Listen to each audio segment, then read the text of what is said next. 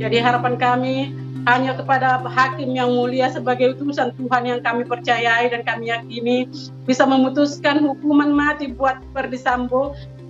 Jadi sudah sepantasnya saya rasa itu diterapkan sama mereka yang merencanakan pembunuhan terhadap almarhum Joshua, pasal 340 yang seberat-beratnya yaitu hukuman mati. Menjatuhkan pidana terhadap terdakwa dengan pidana seumur hidup.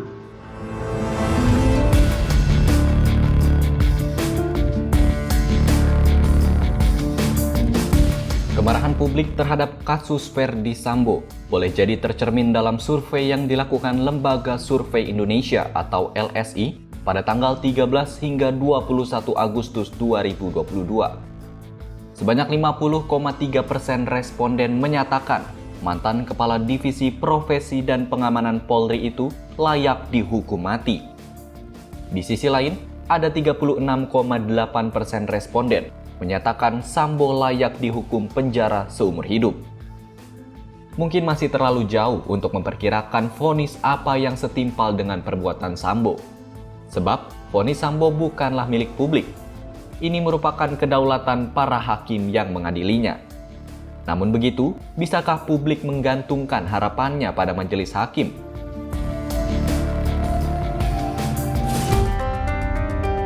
Sebelum menjawab itu, kita perlu menengok proses persidangan pada tanggal 17 Januari 2023. Hari itu menjadi hari yang krusial bagi Ferdy Sambo, lantaran jaksa penuntut umum membacakan tuntutannya yang nantinya bisa dikabulkan hakim menjadi vonis. Meski tak ada hukuman yang sebanding dengan nyawa Brigadir Yosua, namun publik merasa tuntutan yang ditujukan pada Ferdy Sambo terbilang cukup adil. Ya, tuntutan tersebut tak lain hukuman penjara seumur hidup. Memutuskan 1. Menyatakan terdakwa Ferdy Sambo telah terbukti secara sah dan meyakinkan bersalah melakukan tindak pidana pembunuhan berencana secara bersama-sama, melanggar pasal 340 KUHP, Jungto pasal 55 ayat 1 ke 1 KUHP, dan menyatakan telah terbukti secara sah dan meyakinkan melakukan tindak pidana tanpa hak atau melawan hukum, melakukan tindakan yang berakibat terganggunya sistem elektronik menjadi tidak bekerja secara bersama-sama sebagaimana mestinya, melanggar pasal 49 Jungto pasal 33 Undang-Undang Nomor 19 Tahun 2016 tentang perubahan atas Undang-Undang Nomor 11 Tahun 2008 tentang informasi dan transaksi elektronik, Jungto pasal 55 ayat 1 ke 1 KUHP. Sebagaimana dakwaan ke-1 primer dan dakwaan kedua pertama primer. Menjatuhkan pidana terhadap terdakwa dengan pidana seumur hidup.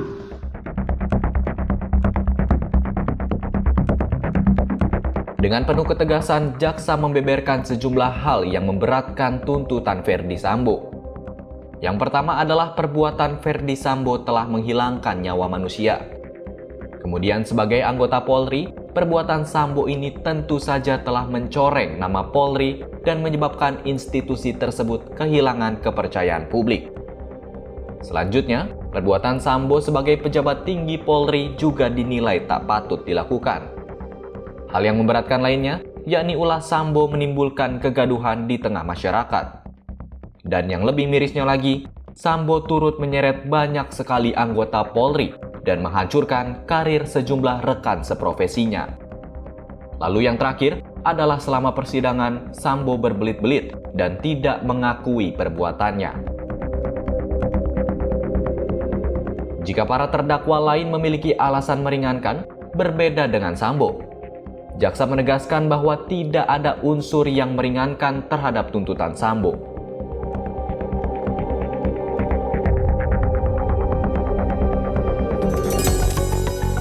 Jika tuntutan tanpa ampun dijatuhkan JPU kepada Ferdy Sambo, hal berbeda terjadi pada 4 terdakwa pembunuhan lainnya.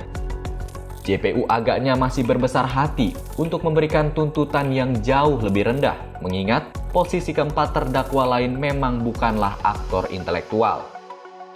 Ricky Rizal misalnya, ia dituntut hukuman penjara selama 8 tahun. Dalam pertimbangannya, jaksa menyampaikan sejumlah hal yang meringankan tuntutan Ricky.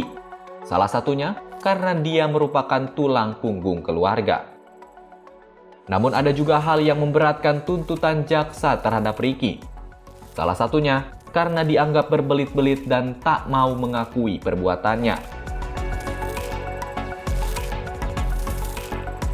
Serupa dengan Ricky, Kuat Ma'ruf dan Putri Chandrawati juga dituntut penjara selama 8 tahun. Tuntutan itu disampaikan dengan pertimbangan bahwa keduanya dinilai berbelit-belit dalam memberikan keterangan. Namun, sikap kedua terdakwa yang dianggap sopan turut menjadi hal yang meringankan tuntutan. Berdasarkan uraian-uraian tersebut di atas, maka kami penuntut umum dalam perkara ini menuntut supaya Majelis Hakim Pengadilan Negeri Jakarta Selatan yang memeriksa dan mengadili perkara ini memutuskan: 1. Menyatakan terdakwa Putri Chandrawati terbukti bersalah melakukan tindak pidana turut serta melakukan pembunuhan yang direncanakan terlebih dahulu sebagaimana diatur dan diancam pidana dalam dakwaan primer pasal 340 junto pasal 55 ayat 1 ke 1 KUHP. 2. Menjatuhkan pidana terhadap terdakwa Putri Chandrawati dengan pidana penjara selama 8 tahun, dipotong masa tahanan dengan perintah terdakwa tetap ditahan. 8 tahun penjara memang bukan waktu yang singkat bagi terdakwa. Namun, apa jadinya jika JPU memberikan tuntutan penjara selama 12 tahun? Hal itulah yang dialami Richard Eliezer. Sebagai eksekutor penembakan Brigadir Yosua, Richard kini harus menanggung beban tersebut. Alih-alih dituntut pidana ringan karena berperan sebagai justice kolaborator, Richard justru dituntut hukuman yang lebih berat dari 3 terdakwa lainnya.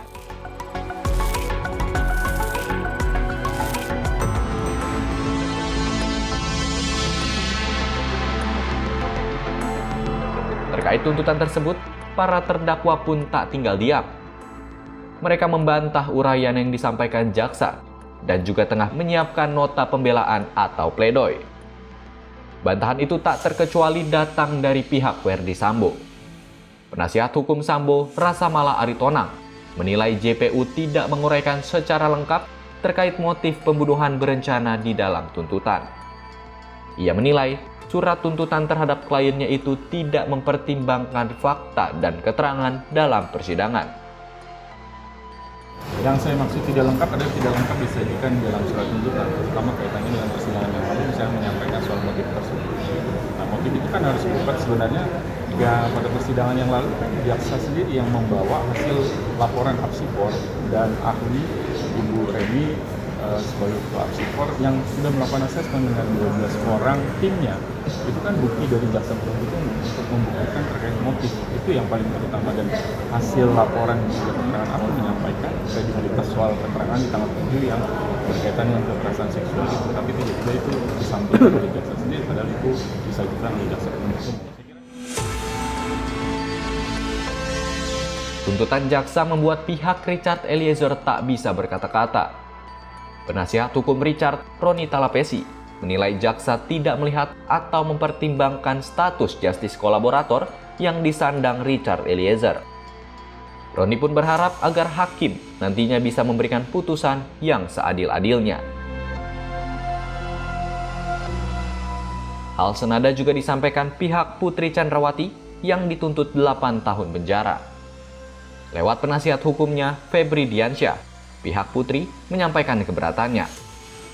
Ia menilai tuntutan jaksa penuh asumsi dan karangan. Setidaknya saat ini kami mengidentifikasi ada 15 tuduhan terhadap Putri Chandrawati terkait dengan perkara ini yang dibangun berdasarkan asumsi dan karangan. Kenapa asumsi dan karangan? Satu, karena itu bertentangan dan tidak berkesesuaian dengan bukti-bukti yang muncul di persidangan. Yang kedua, ada yang bahkan sama sekali tidak pernah muncul di persidangan, tetapi seolah-olah kemudian dijahit menjadi sebuah karangan. Tapi yang menyedihkan adalah asumsi dan karangan tersebut digunakan untuk membuktikan seolah-olah ada perencanaan.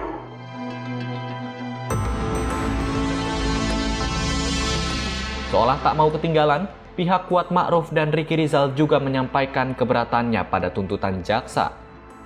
Pengacara Kuat Ma'ruf, Irwan Irawan, menilai tuntutan jaksa kepada kliennya sangat berlebihan. Ia menyebut tuntutan itu tak dapat dibuktikan. Hal senada juga disampaikan pengacara Ricky Rizal, Erman Umar. Ia merasa paparan JPU dalam sidang tuntutan hanyalah ilusi belaka. Terlebih soal klaim adanya perencanaan pembunuhan yang melibatkan Ricky mulai dari rumah Magelang.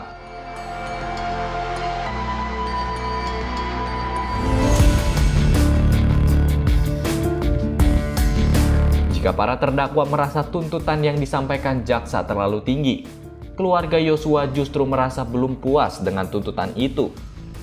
Sebab tuntutan tersebut dianggap masih belum setimpal dan belum memenuhi asas-asas keadilan. Tuntutan untuk Ferdi Sambo misalnya. Keluarga korban menilai hukuman penjara seumur hidup tidak cukup setimpal untuk orang yang telah menghilangkan nyawa Yosua. Alih-alih penjara seumur hidup, pihak keluarga sebenarnya berharap jaksa bisa menuntut Ferdi Sambo dengan hukuman mati. Namun karena tuntutan itu sudah final, pihak keluarga lantas menyampaikan apresiasinya pada JPU. Keluarga menilai tuntutan itu akan membuat Sambo kesulitan untuk mencari celah dalam membela diri. Selain Sambo, keluarga Yosua juga mengaku kecewa dengan tuntutan jaksa terhadap Ricky Rizal. Sebab bagaimana bisa Ricky Rizal yang dinilai terlibat dalam perencanaan hanya dituntut 8 tahun penjara? Terkait tuntutan Ricky Rizal, pengacara keluarga Yosua, Johannes Raharjo, menilai jaksa sejauh ini belum adil. Menurut Johannes, Ricky yang notabene-nya sebagai aparat penegak hukum seharusnya bisa dituntut hingga 20 tahun penjara. Setelah ada tuntutan dari pihak terdakwa KM maupun RR, ya untuk menyikapi dua terdakwa RR maupun KM ini pun juga sebetulnya dari pihak keluarga merasa kecewa dan sangat ringan ya, karena antara harapan kami itu dari pihak pelaku beserta terdakwa KM itu tuntutannya paling minimal ya 10 tahun atau di atas 10 tahun.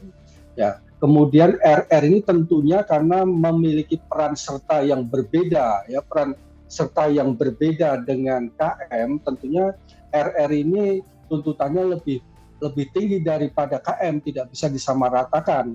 Mengingat RR ini juga aparat penegak hukum. Kalau KM kan dia sipil, mungkin dia pengetahuan tentang hukumnya masih di bawah RR begitu.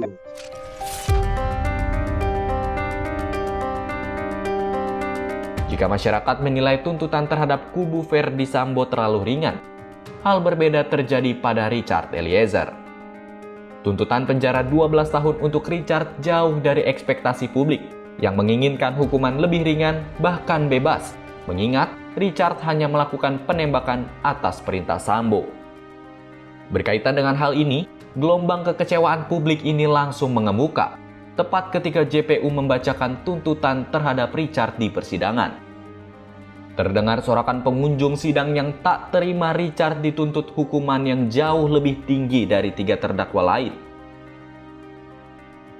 Memutuskan 1. Menyatakan terdakwa Richard Eliezer Pudium Lumiu dengan identitas tersebut di atas terbukti secara sah dan meyakinkan melakukan tindak pidana merampas nyawa orang secara bersama-sama sebagaimana diatur dan diancam pidana dalam dakwaan primer melanggar pasal 340 junto pasal 55 ayat 1 ke 1 KUHP pidana. 2.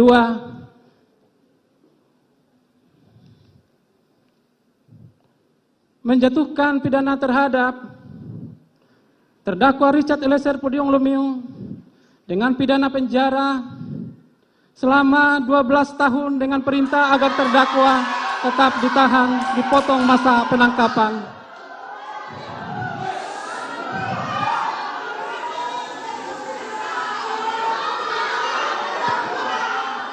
Mohon kepada para pengunjung untuk tetap tenang. Mohon kepada pengunjung untuk tetap tenang. Tolong hargai persidangan ini. Silakan lanjutkan. Menyatakan barang bukti berupa berdasarkan surat penetapan Pengadilan Negeri Jambi nomor 636 tanggal 26 Juli 2002 dikembalikan kepada yang berhak, yaitu saksi Pera Mareta Simajuntak. Berdasarkan surat penetapan Pengadilan Jakarta Selatan dari nomor 1 sampai nomor 3 dikembalikan kepada JPU yang dipergunakan dalam perkara atas nama terdakwa Arif Rahman Arifin. Kepada para pengunjung mohon untuk tenang.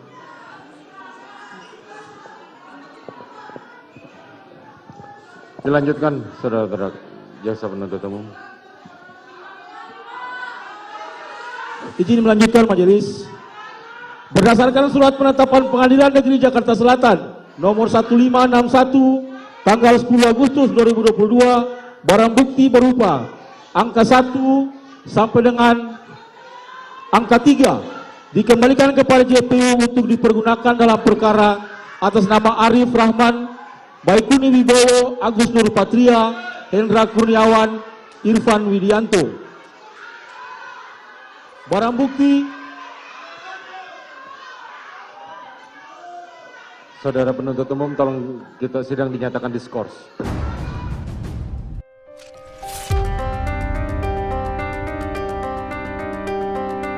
Melihat kliennya dituntut 12 tahun penjara oleh JPU, Roni Talapesi tak tinggal diam. Roni menyatakan bahwa tuntutan itu tidak masuk akal, karena sebenarnya ada banyak hal yang dinilai bisa meringankan, khususnya saksi-saksi terhadap Richard Eliezer. Tak hanya itu, ia juga menyayangkan lantaran jaksa justru tidak memperhatikan status justice kolaborator kliennya sebagai pertimbangan meringankan dalam melayangkan tuntutan. Merasa diperlakukan tidak adil, Roni memastikan bahwa ia akan berjuang mati-matian membela sang klien. Sekali lagi, kami tim penasihat hukum akan tetap terus berjuang secara maksimal. Kami akan memberikan nota pembelaan yang terbaik untuk adik kami ini, Richard Eliezer, agar kedepannya tidak terjadi seperti ini lagi. Sewenang-wenangan antara kelas atas dan kelas bawah anggap bisa dikorbankan, begitu saja.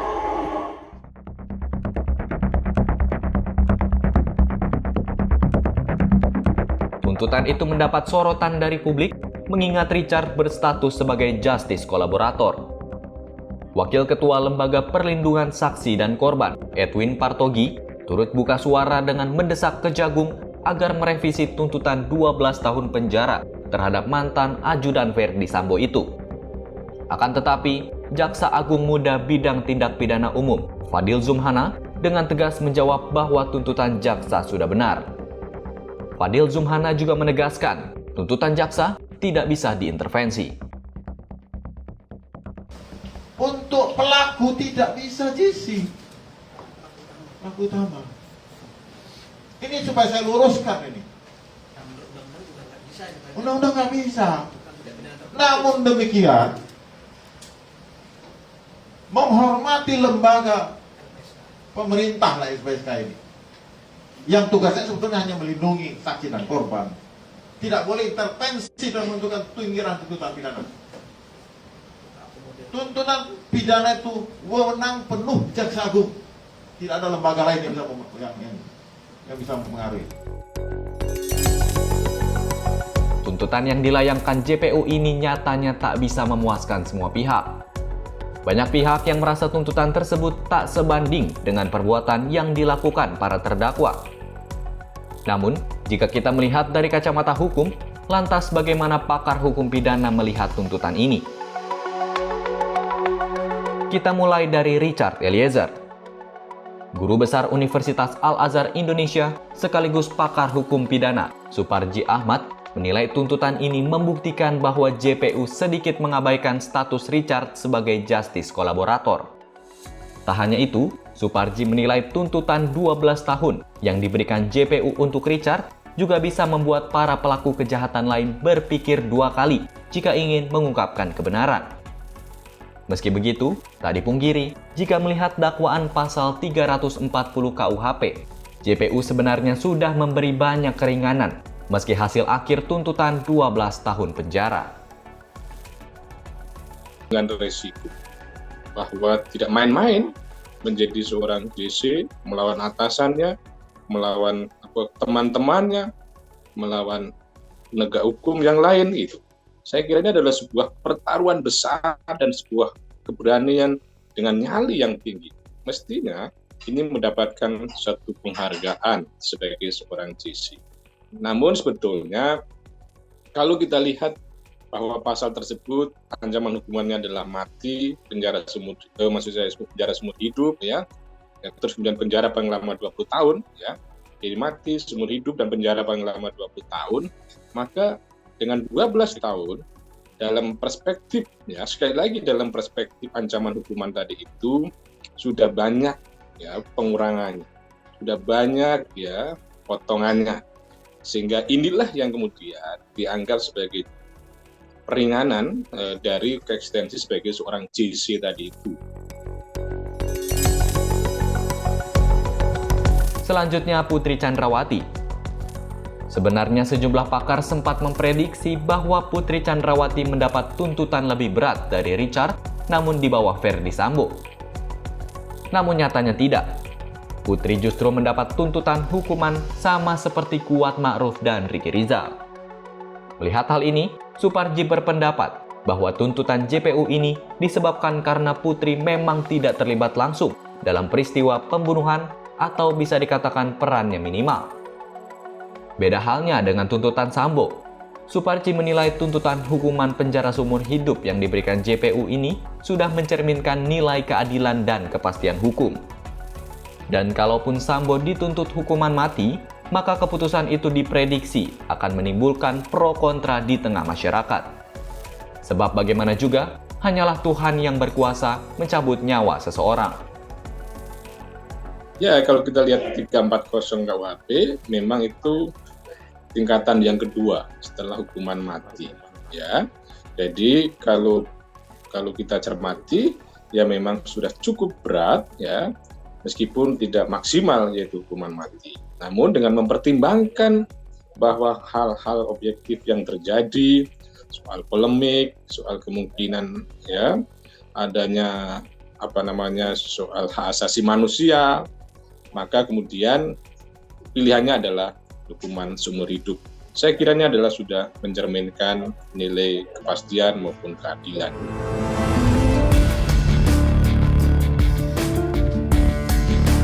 Kini jaksa telah rampung membacakan tuntutan kepada seluruh terdakwa kasus pembunuhan Brigadir Yosua. Namun, ketika kepentingan korban dinilai tidak terwakilkan oleh jaksa, tinggal kepada majelis hakimlah harapan itu disandarkan. Kita berharap hakim sebagai wakil Tuhan di dunia dapat memberikan keadilan kepada mereka yang terluka dan menderita akibat kasus ini.